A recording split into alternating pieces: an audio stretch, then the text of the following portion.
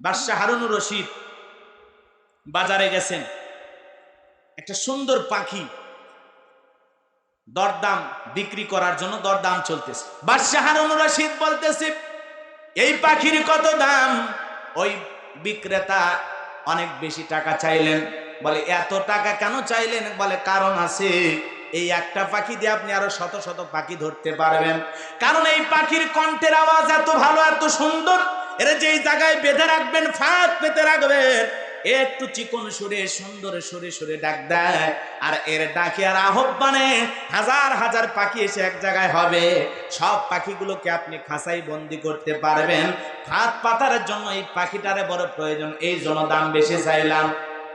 বাদশাহ হারুনুর রশিদ সঙ্গে সঙ্গে বেশি দাম চাওয়া ওই মূল্য হিসাবে তাকে টাকা দিয়ে সঙ্গে সঙ্গে পাখিটাকে ধরে জবাই করলেন। লোকটা জিজ্ঞাসা করলেন, এত টাকা দিয়ে পাখিটা কেনার পর সাথে সাথে জবাই করলেন, কারণটা কি?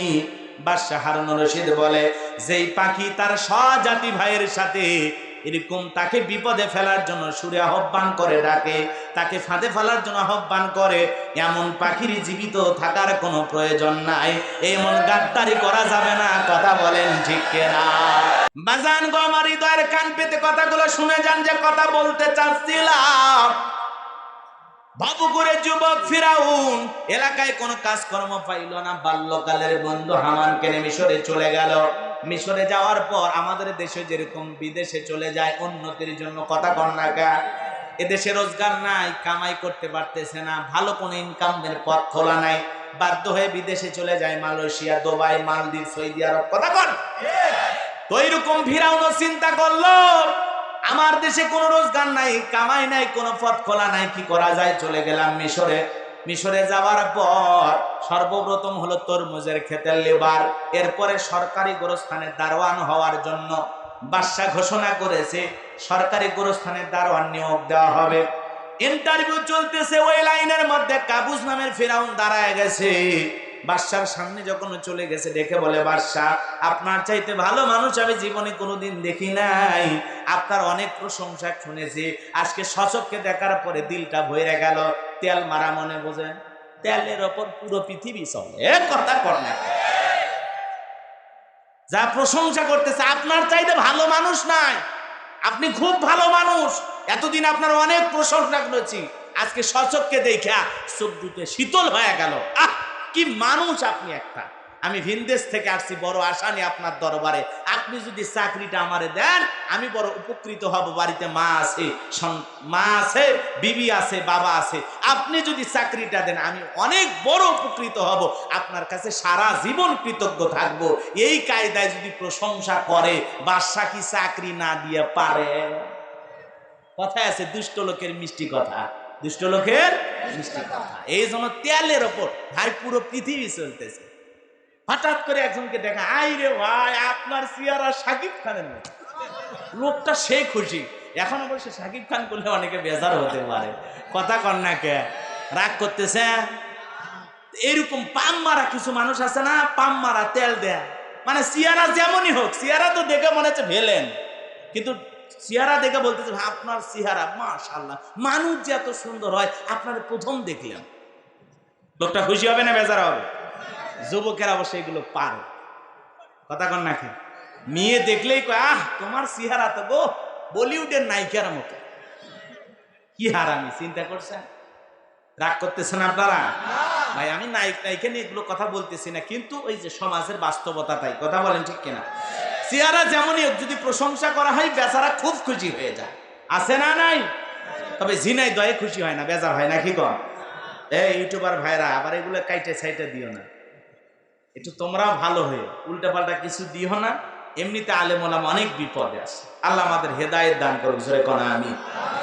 এই জন্য ভবিষ্যতে আমি অনেক চিন্তা ভাবনা করে দেখেছি যে হয়তো মঞ্চে আমরা অনেক কথা বলি, সেগুলি আবার কাটসাট করে যখন ইউটিউবে দেয় তখন আমাদের সমালোচনাটা আরো বেশি হয়। এই জন্য ভাই পুরো আলোচনা দেবেন, ওই কাটিং কুটিং দিয়ে বিপদে ফেলাইন না। আল্লাহ হেদায়েত দান করুক, জোরে কোনা আমিন। কারণ কন্যায় 2টা বিয়ে করছে, 3টে বিয়ে করছে, এগুলো নিয়ে আমাদের টেনশন নাই, ওনার টাকা আছে, উনি বিয়ে করতেই পারে, কথা কন না কেন? আমি তো বলবো সাহসী ছেলে, কথা কন না কেন? কি পারে, 2টা বউ 2টে বেটা, কথা কন না খেয়াল। হ্যাঁ, নাম্বার ওয়ান, সব দিক দিয়ে নাম্বার ওয়ান। কথা কন না খেয়াল। বেটির খবর না, খালি বেটা, খালি বেটা। আরো যে কটা হবে আল্লাহ ভালো জানে। তো ওর বউ যদি বেশি হয়, ওনার বউ যদি বেশি হয়, আমাদের সমস্যা কি? কথা কন না খেয়াল। হ্যাঁ, 4টে বিয়ে। সেনামার যারা ভেলেন মিশে সদাগর, সেও বলতেছে আমরা তো মুসলমান, আমাদের তো 4টে বিয়ে করা জায়েজ আছে। সাকিব তো অলরেডি 2টা করেছে, সমস্যা কি? ও যদি করে, বাহ কি সুন্দর মাসলা মাসাইল ওনাদের মুখ থেকে বের হচ্ছে। হ্যাঁ, যে জায়েজ আছে 4টে, করতেই পারে। কথা কন না কেন? ডিপজল পর্যন্ত বলতেছে যে 4টা বিয়ে করতে সমস্যা কি আছে, আমাদের তো জায়েজ আছে, সমস্যা নাই। এই বউগুলো নিয়ে যদি থাকতে পারে বাংলাদেশে থাক, না হলে বিদেশ চলে যায়। কথা কন না কেন? এক একজন এক এক মত। তার মানে কি, সিনেমা পাড়ায় যারা অভিনয় করে তারাও কোরআন হাদিস সম্পর্কে কিছু না কিছু জানে। কথা কন ঠিক কিনা? মানুক আর না মানুক, আমল করুক আর না করুক, ওরাও বিপদে পড়লে বলে যে ইসলামে এইটা জায়েজ আছে। কথা কন না কেন? যে 2টা বিয়ে ইসলামে জায়েজ আছে, 4টা পর্যন্ত বউ রাখতে পারবে, তাহলে দেখেন যারা ভেলেন তারাও পর্যন্ত জানে। কথা কন না কেন? এই জন্য যে কোটি কোটি টাকা ইনকাম করে, সে 4টে বিয়ে করতেই পারে, ওর যদি প্রয়োজন হয় রাখতেই পারে। আপনার আমার সমস্যা কি? এগুলো না মাথা ব্যথা কইরা খামাকা নামাজ কাজা কইরেন না। কথা কন ঠিক কি না? যে যার মতো দুনিয়াতে চলবে, যার হিসাব তাই দেবে। আল্লাহর কাছে প্রত্যেকটা ব্যক্তিকে জবাব দিতে হবে। কুল্লু নাফসিন বিমা কাসাবাত রহিনা। প্রত্যেকটা ব্যক্তি তার নিজ কৃতকর্মের ব্যাপারে দায়বদ্ধ থাকবে। নিজের কৃতকর্মের হিসাব নিজেকেই দিতে হবে। কার কাছে? এই জন্য অন্যের সমালোচনা, অন্যের এগুলো বইলে কোনো লাভ নাই। আপনি আমি কতটা ভালো, হয়তোবা বলতেছেন হুজুর আপনিও তো বলে ফেলে দিলেন। আমি বললাম আপনাদেরকে সচেতন করার উদ্দেশ্যে যে এগুলো নিয়ে আর জিকির কইরেন না। কথা কন না? চলুন আমরা অন্যদিকে যাই। আমার যুবক ভাইরা হৃদয়ের কান পেতে কথাগুলো শুনে যান।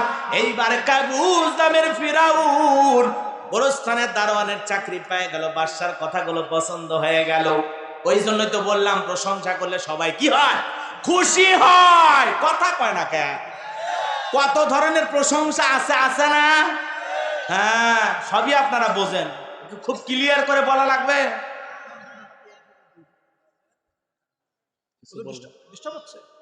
একটু এদিক ওদিক কথা বললে একটু খারাপ হবে। মানে আমারও ভয় লাগে যে ওয়াজগুলো লাইন মতো হচ্ছে কিনা, নাকি আপনারা ভয় পাচ্ছেন?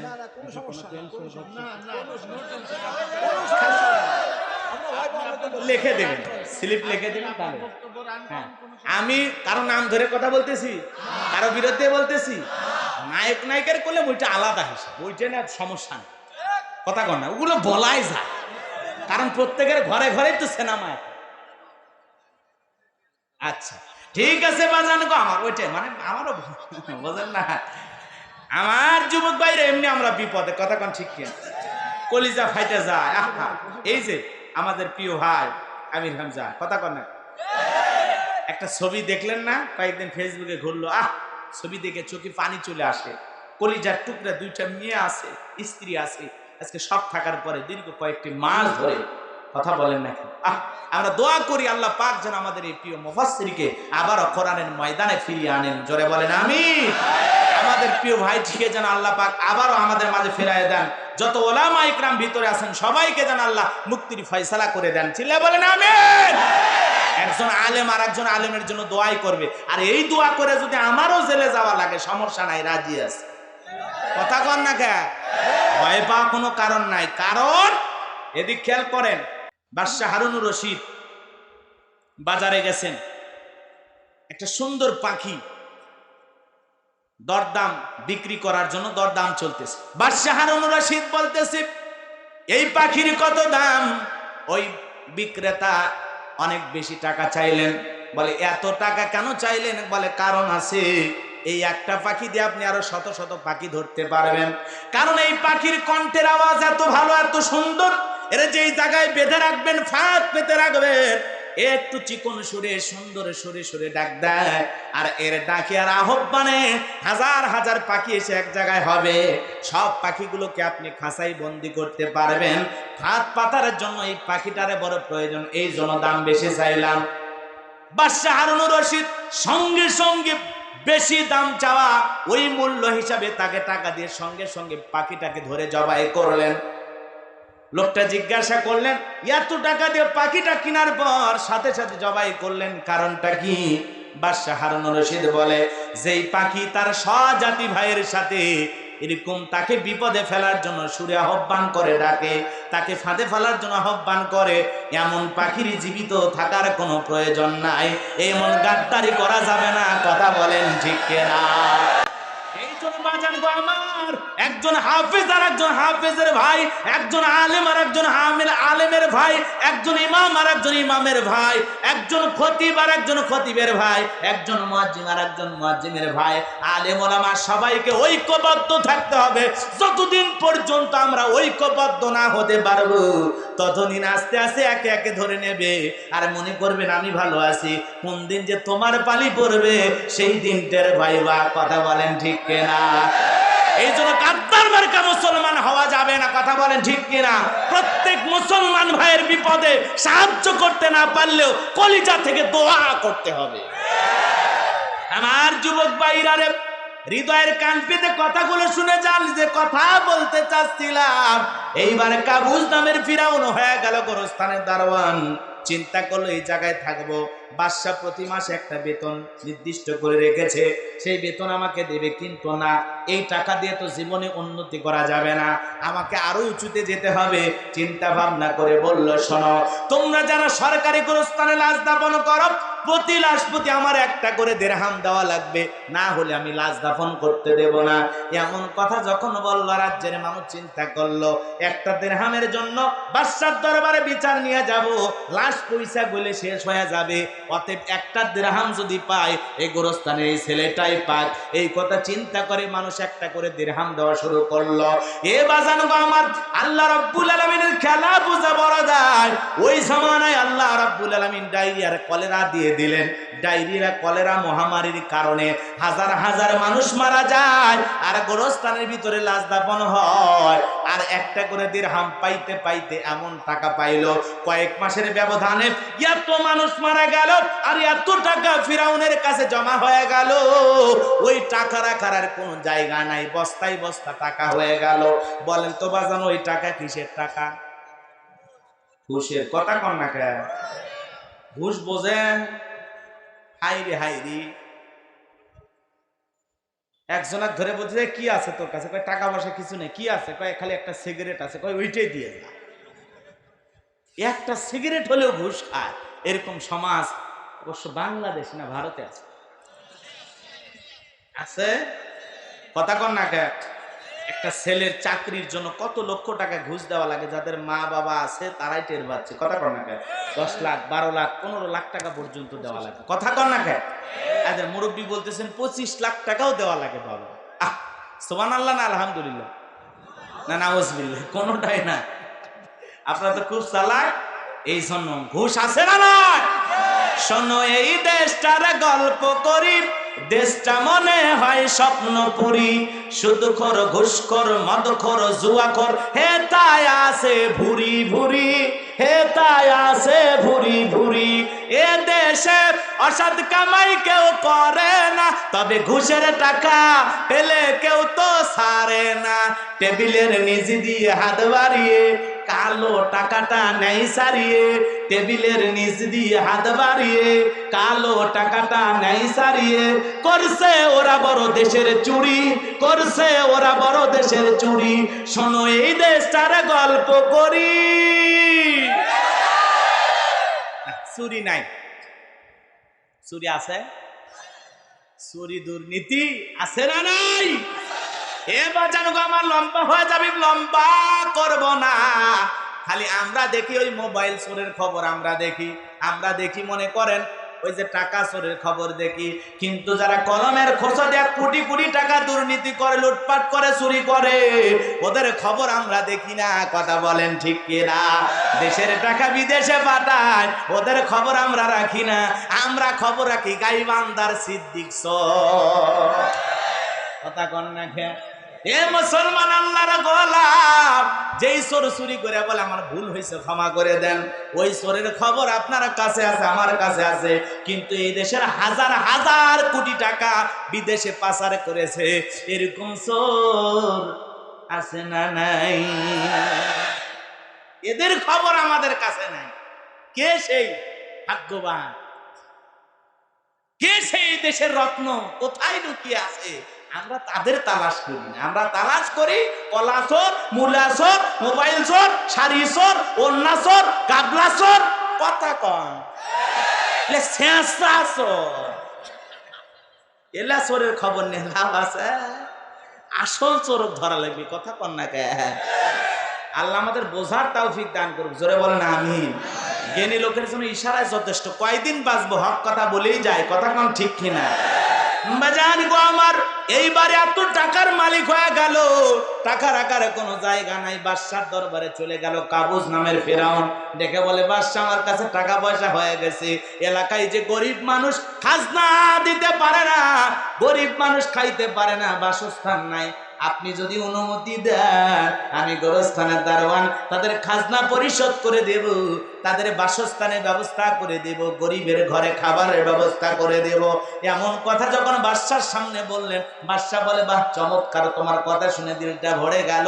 ঠিক আছে বাবা, যাও, তুমি টেনশন করো না, আগামীকাল তোমার টাকা নিয়ে তুমি হাজির হও, আর জনগণের মাঝে আমি সংবাদ পৌঁছায় দেই। ঢোল পিটায় খবর দাও গোলাপ গোরস্থানের দারোয়ান, যারা খাজনা বাকি রেখেছো যাও বাদশার দরবারে যাও, তোমাদের খাজনা পরিশোধ করে দেবে। যারা গরিব মানুষ আছে বাদশার দরবারে চলে যাও, গোরস্থানের দারোয়ান তোমাদের অর্থ দিয়ে সহায়তা করবে। এই স্লোগান সবাই শোনার পর বাদশার দরবারে হাজির হয়ে গেল, আর বস্তায় বস্তায় টাকা ফেরাউন নিয়ে যায় জনগণের মাঝে বিতরণ করা শুরু করলো। বলেন তো বাজান, নির্বাচনের আগে একটু জনসেবামূলক কাজ করার দরকার আছে না নাই? জনগণের টাকা দিয়া জনগণরে বুঝাই টাকাগুলো ছিল কার। কথা কন না কে? আর দিচ্ছে কাকে? মাঝখানে আর কিছু আছে? তা আপনি কি মনে করেন 50,000 1 লাখ টাকা দিয়ে যায়, ওরা পায় কোথায়? ওই যে কালভার্ট, ব্রিজ, রাস্তাঘাট, ওখান থেকে কোটি কোটি টাকা আত্মসাৎ করে। কথা কন ঠিক কিনা?